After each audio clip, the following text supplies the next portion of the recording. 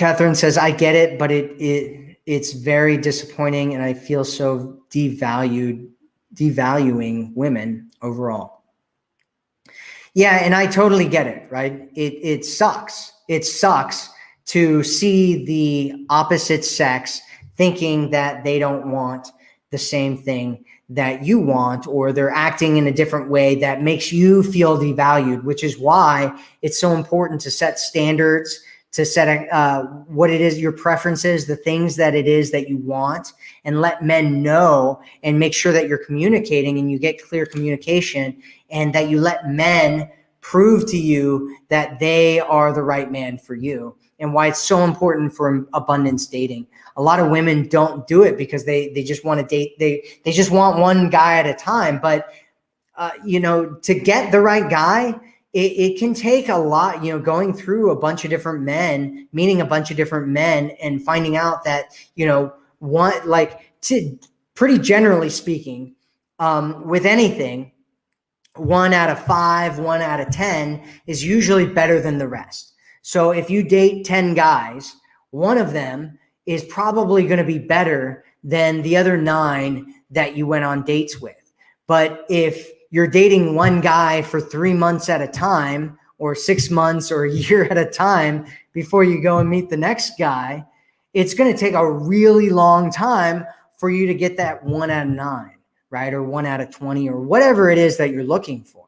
And so you want to do abundance dating so that you're not stuck with one guy trying to make him do what it is that you want when, it's not right. And you want to feel valued. You want to feel cherished. You want to feel like you're like the guy that you're with thinks that you're special and treats you the way that you want to be treated, and communicates the way that you want to be communicated with. And sometimes it takes a little bit of work. It takes a little bit of talking to him. It takes a little bit of training him and getting him to know that you're different than all the other women that he's met out there.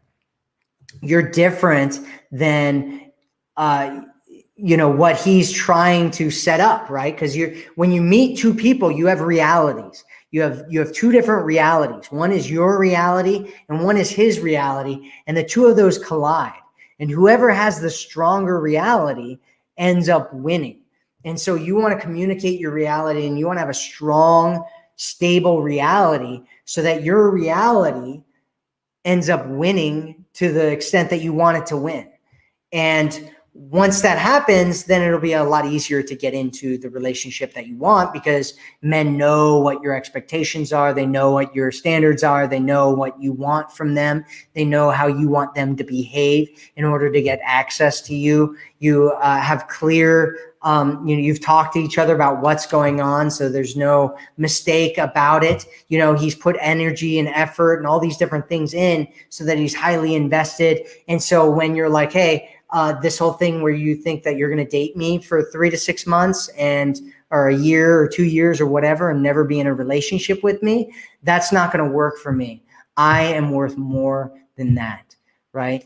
When you start communicating those things and he's already invested, he's going to be scared to lose you, and he's not going to want to lose you. And he's going to want to do what happened with Deb that we talked about earlier, where he ends up stepping up and saying, you're right, I don't want to lose you. I want to be with you. I want to just be with you and only you.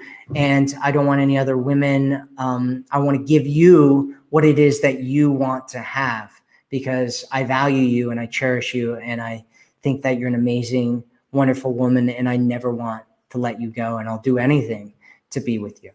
And that's really the situation that you want to be in.